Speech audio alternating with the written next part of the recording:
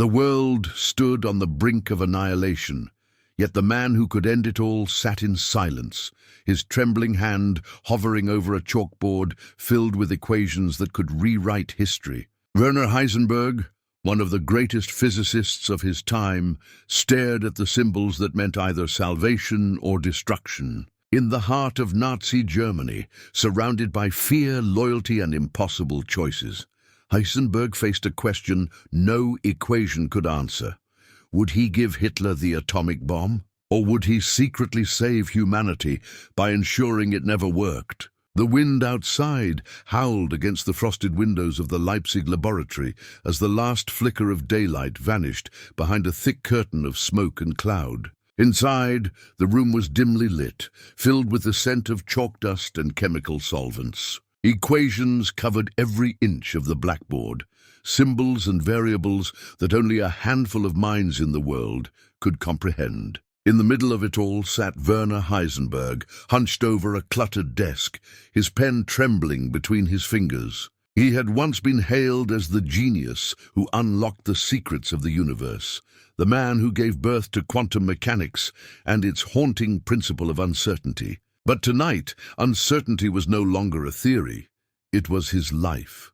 Heisenberg stared at a half-finished equation that could determine the fate of the world. His mind was sharp, disciplined, and exacting, yet for the first time he hesitated to solve it. The energy locked inside the atom had become the obsession of men who cared nothing for science, truth, or wonder. They cared only for power and death. Behind him, a faint cough broke the silence. Karl Wirtz, his young assistant, stood near the doorway holding a folder. The dim bulb overhead cast deep shadows across Karl's face, highlighting the anxiety in his eyes. "Professor," he said softly, "Berlin is asking for another report. They say the Führer himself wants to see progress." Heisenberg turned slowly, his tired blue eyes narrowing. "Progress?" He repeated the word like a curse. "Do they know what progress means, Karl? Do they understand what it is they're asking for?" Karl swallowed hard. "They only understand results, sir. The SS has been visiting other research labs. They're watching." Heisenberg said nothing. He turned back to the board and pressed the chalk against it, sketching a curve that represented the chain reaction, the point at which uranium atoms would split and release unimaginable energy. He stopped midway, his hand frozen. "If we complete this," he murmured, "if we truly calculate this right, the power could erase an entire city." Karl said nothing, but the silence between them was heavy. The ticking of the clock on the wall grew louder. Days passed in feverish rhythm. Outside, Germany celebrated victories on the radio, but the truth was darker.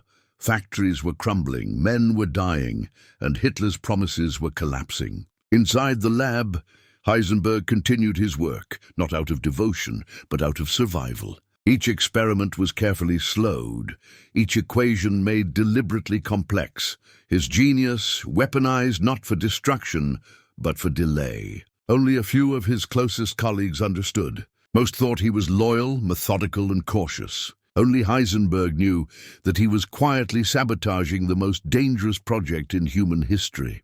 One evening, an officer from the SS arrived unannounced. His boots echoed through the hallway before he entered the laboratory. The black uniform gleamed under the dim light.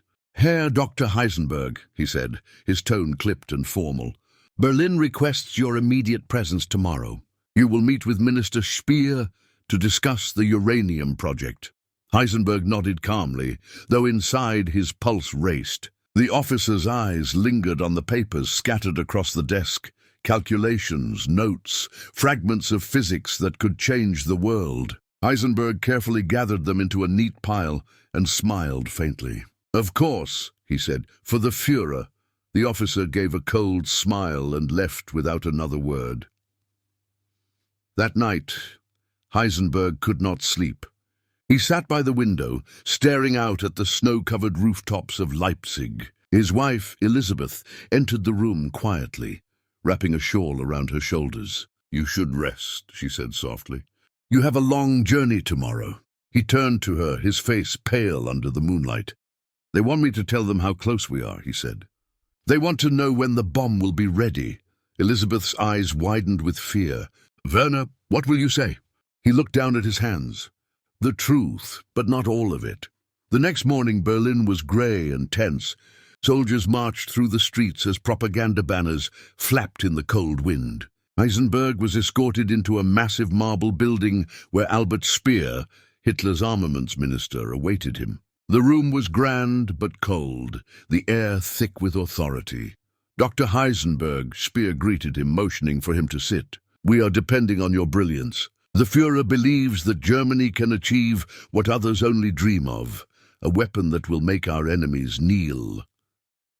Heisenberg forced a polite smile. "Minister, such a weapon is theoretically possible, yes. But it would require enormous resources, tons of uranium, complex machinery, heavy water reactors. It may take years." Speer leaned forward, his voice low. "And if you had everything you needed?" Heisenberg hesitated. "Then, perhaps still too long. The mathematics is unforgiving." From the shadows, an SS officer stepped forward. "We have ways of motivating speed, Doctor," he said with a thin smile. Heisenberg met his gaze without flinching. "You cannot rush physics," he replied quietly. "Even Hitler cannot command the atom." The officer's smile vanished. The silence that followed was suffocating. Finally, Speer dismissed him, but the warning in his tone was clear. Failure was not an option. Back in Leipzig, Heisenberg threw himself into his work with renewed urgency, not to succeed, but to ensure he never did. He altered small details in his equations, used incorrect measurements, and subtly misled the reports he sent to Berlin. It was a dangerous game. One wrong move, one suspicious note, and he would vanish like so many others. One evening, Karl burst into the lab, his face pale. "Professor, they've taken Dr. Hahn. He's gone." "The Gestapo came for him last night." Heisenberg froze, chalk midair. "Why?" "They said he questioned the project's purpose." Heisenberg felt the air leave his lungs. He walked to the window, staring out into the darkness. "Then we must be careful," he said. "More careful than ever." That night, when he returned home, Elizabeth was waiting with a trembling letter in her hands. The envelope bore the Nazi eagle. "It says you are being investigated," she whispered. "Werner, what are you doing?" "They will kill you." He took her hand gently. "I'm doing what's right," he said, "even if no one will ever know." He sat down at his desk, pulled out a small notebook, and began to write. His handwriting was steady, calm, almost peaceful. To create something that can destroy the world is no act of genius. It is an act of madness. As the candle burned low, he looked once more at the equations on the wall.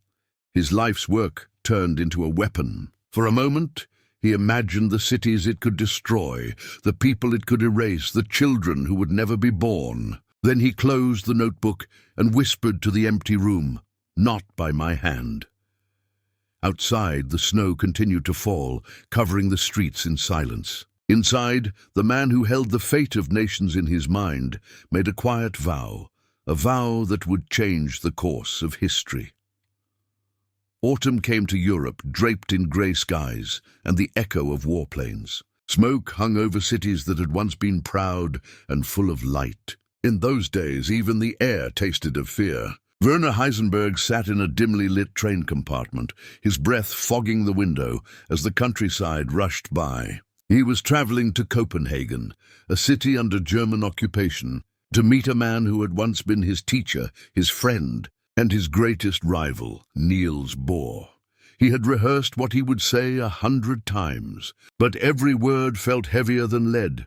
Heisenberg knew the risks. The Gestapo shadowed him, their cold eyes always watching. His visit had been approved as a scientific exchange, but he knew the truth. It was a test. Berlin wanted to know where Bohr's loyalties lay, and perhaps where Heisenberg's truly rested as well. The irony was cruel. The Nazis thought he was spying for them, while in truth, he came seeking a flicker of guidance, perhaps even redemption. When the train finally arrived, Copenhagen greeted him with silence. The streets were nearly empty, the windows dark. Danish flags were gone, replaced by swastikas. As Heisenberg walked to Bohr's modest home, every step felt like walking toward judgment. Bohr opened the door himself. His face, once full of warmth and wisdom, now looked older, harder. The smile that had once greeted Heisenberg as a student was gone.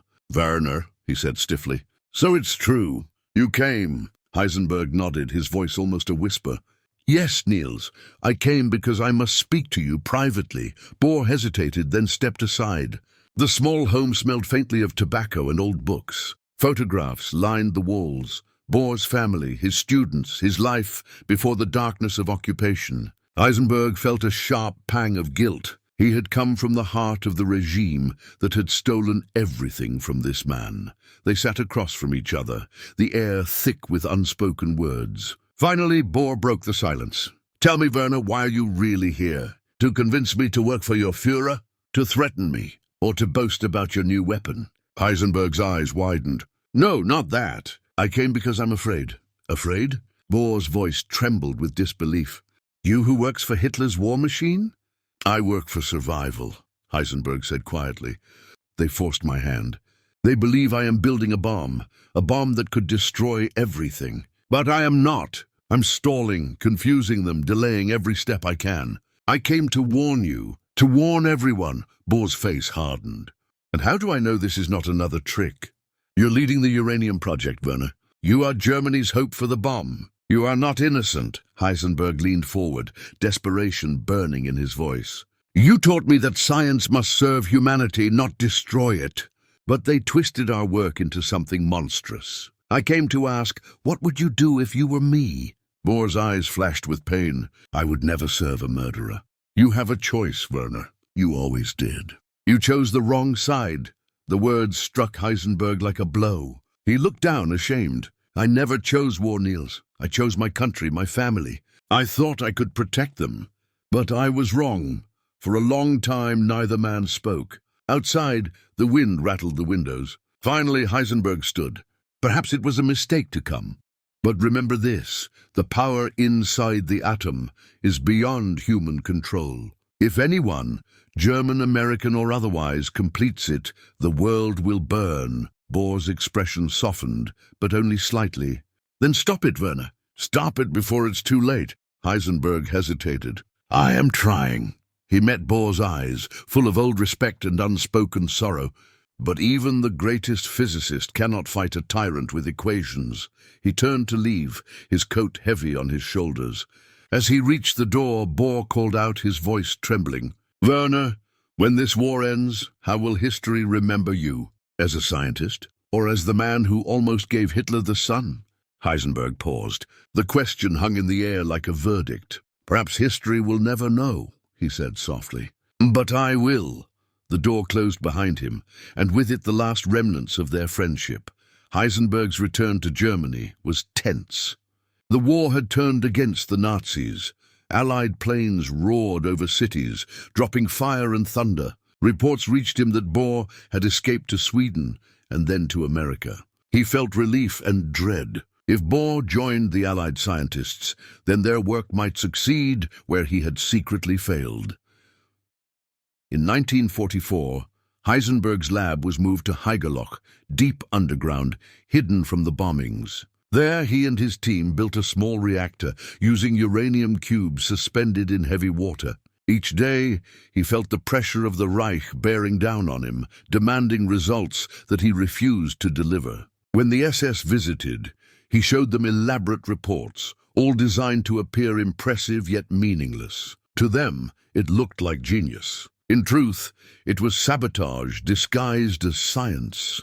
One night, as he examined the slow reactions in the reactor, Karl Wirtz entered with grim news. "They've lost Stalingrad. The Allies are advancing. The Reich is collapsing." Heisenberg sighed deeply. "Then perhaps this madness will end before the atom does." But it didn't.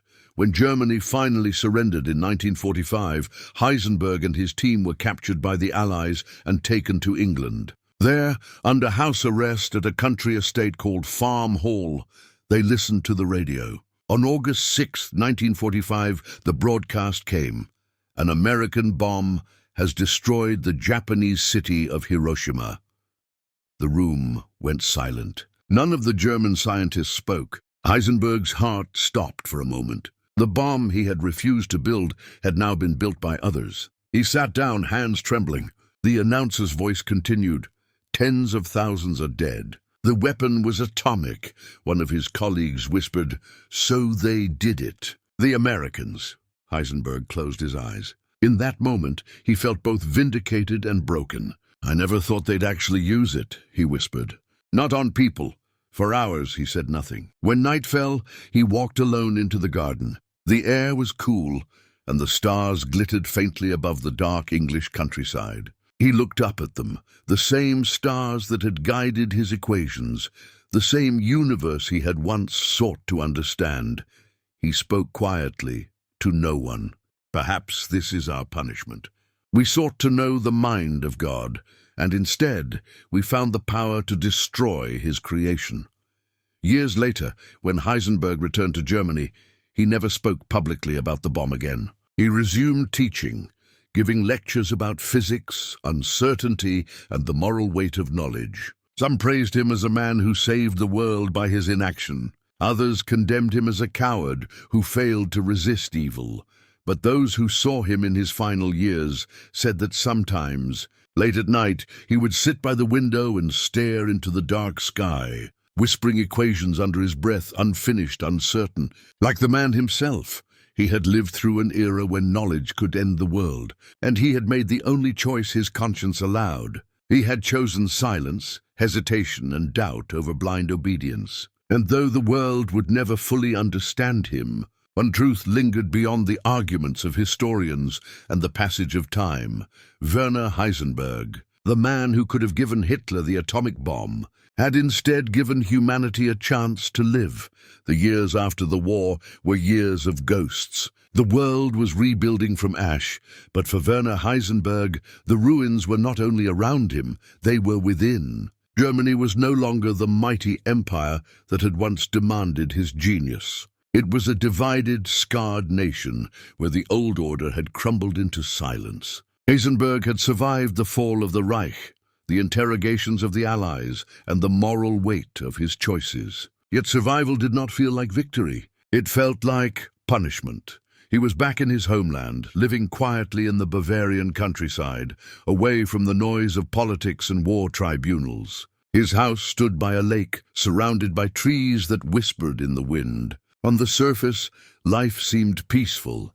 He taught physics again, wrote papers, attended conferences. But at night, when the world slept, the ghosts returned. He saw the faces of those who had died in cities, reduced to fire and dust. He saw Niels Bohr's eyes, full of disappointment. And he heard again the radio voice from that night in England, announcing the destruction of Hiroshima.